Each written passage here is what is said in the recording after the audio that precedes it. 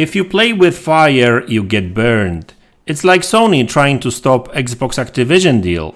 Because not only they failed to block the deal, but they've also managed to shoot themselves in the foot in a process.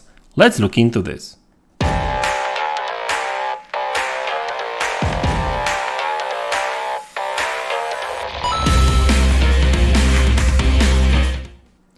Hey guys, welcome back to the channel. So in today's video I would like to talk about Sony and how they failed on many levels when it comes to Xbox Activision acquisition. And yes, you heard that right, they failed on many levels. Because looks like they failed to block the deal because CMA and European Commission are pretty much okay with the deal going through. I mean, they still have to work out some sort of concessions when it comes to cloud gaming, and looks like Microsoft is hard at work signing those deals left and right. So looks like it's just a matter of time when both CMA and European Commission will agree to that deal going through.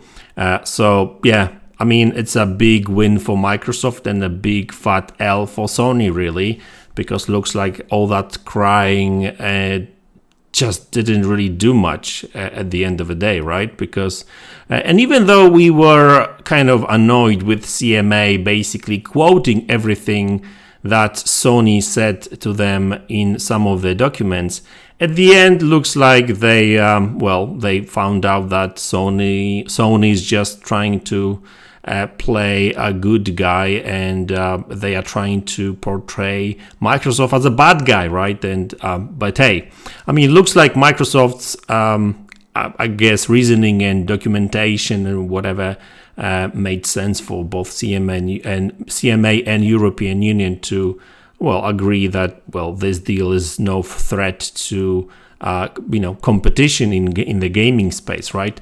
So that's the first fail for Sony, right? Because they really wanted to block that deal, but looks like that's not really going to happen. And I know that some people will say, but MaDz, what about FTC? Well, FTC, this deal is a bit complicated there because first off, FTC cannot block the deal per se. What FTC can do, they can just sue Microsoft and, if let's assume that if they had any good reason to block that deal, a judge would block it. But, it's debatable if actually any judge would go with that reasoning. I mean, with FTC reasoning, right? Looks like CMA, European Union, and other countries' agencies are totally fine with this deal. So I would imagine that judge would actually any judge would pretty much say the same. So it's just a matter of time when federal court would say, okay, we don't see any reason to block that deal. So yeah, go ahead, Microsoft, buy them. So that's why Microsoft will just go ahead and buy Activision Blizzard anyway, and they will just fight FTC in court. Till the end, right? So I wouldn't really worry about FTC. So like I said, this is the first Sony's big fail, and obviously that's one of the biggest fails really when it comes to that deal. Okay, second fail is the and this one is an interesting one, and this is why I said at the very beginning of this video that if you play with fire you get burned, because looks like that's actually happened. Looks like Sony just shoot themselves in the foot, because in a process of complaining to all these regulators and basically using all kinds of weird reasoning to block that deal, some of these, I mean, if I would even say all of these agencies, did call a bluff and said, okay, show me your cards, Sony. So you say all that stuff, now prove that, show us documents. And, I think that was FTC or maybe CMA, I can't remember. They requested, actually Microsoft requested a lot of documents, and these documents will be presented to both FTC probably and CMA, and Microsoft will be able to use these documents in courts and to basically fight Sony. And, So that's actually not necessarily a good look for Sony, because this will show even more. Because these documents, I don't think these documents actually reached FTC or CMA just yet. Because I think that Sony had some time to actually do it, but I'm not really sure if they provided these documents to Microsoft or FTC or CMA just yet. Either way, like, you know, CMA, Microsoft, FTC will have access to these documents, and you know, I'm sure they will actually find some interesting things there when it comes to game exclusivity, basically blocking games from appearing on Game Pass, you know, all that consumer-friendly stuff that Sony do. And by the way, I'm not saying that other companies don't do that, but you know, they will have all that in contract, and Sony will have to present contracts with third party and stuff. So yeah, it's going to be an interesting read when these documents leak out, and I'm sure they will. Like, not necessarily like all of them, but some parts of it for sure. So that's big, second big L for Sony, a big fail. And the third one really, which kind of relates to what I just said. Because looks like all that complaining and bitching about competition and how poor Sony is going to be without Call of Duty and blah, that kind of stuff, and how they are afraid of Microsoft becoming a monopoly, and how they would take advantage of Call of Duty franchise. And you know, I'm sure you've heard most of this stuff really. Looks like Sony may get investigated actually, because well, this is when things go wrong, when you're actually trying hard to, well, you know, harm a company. You know, I understand that they did that to protect their own business, but you know, there must be some sort of a line which you don't cross, but looks like Sony did cross it, and now Sony may get investigated, believe it or not. So there's actually an interesting article, actually there's a couple of them, where they say that a US senator blasts Sony monopoly on cool Japanese games. So basically it looks like some of the politicians, I think her name is Miss Cantwell, and she basically saying that Sony controls a monopoly of 98% of the high-end game market in Japan, for example. And, you know, they want this stuff to get investigated. I think they did ask, you know, Japanese counterpart when it comes to that. So it looks like Sony may get investigated. And, you know, I'm not really sure how that's going to end. If actually Japan would actually, you know, pursue that investigation, that kind of stuff, because I'm not really sure, because this is actually, you know, United States Senator asking these questions, right? So US politicians. So I'm not sure, like, I mean, surely they have no authority over what's going on in Japan, but hey, I mean, I'm sure they can ask questions, and they may, I guess, influence Japanese authorities to investigate it.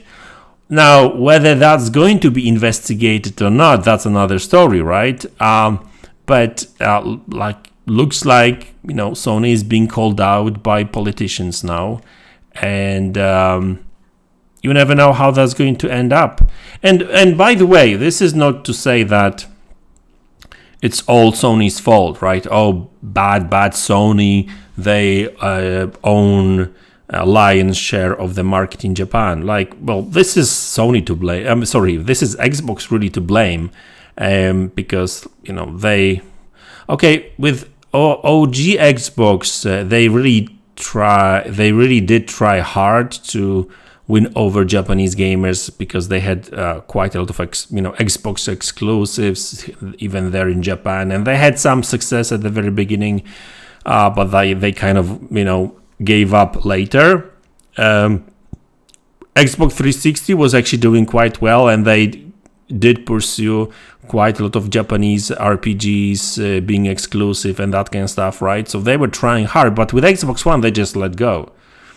So I'm not saying that Sony is not taking advantage of the leader market when it comes to, well, high-end console gaming. It's a new term now. It's a kind of clever way to get to kind of not to mention Nintendo, which Nintendo really is a leader there, really. But when it comes to these high-end consoles, Sony obviously is the leader there. But like I said, Xbox is to blame there. Now they are changing, they are shifting their focus now a little bit when it comes to Japan. They want to invest more money in Japan, and when it comes to Japanese games, Japanese exclusives. I think Phil Spencer is actually still interested in buying some studios in Japan as well. So, there's a lot of hard work ahead of Microsoft to win over Japanese and Asian market overall, I would say, Japanese and Asian gamers. But I'm sure that Sony is making sure that their leading position is going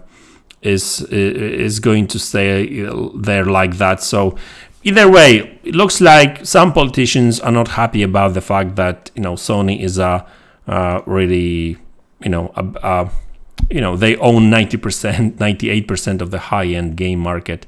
So so who knows how that's going to end really? Because at least Sony may get asked some difficult questions.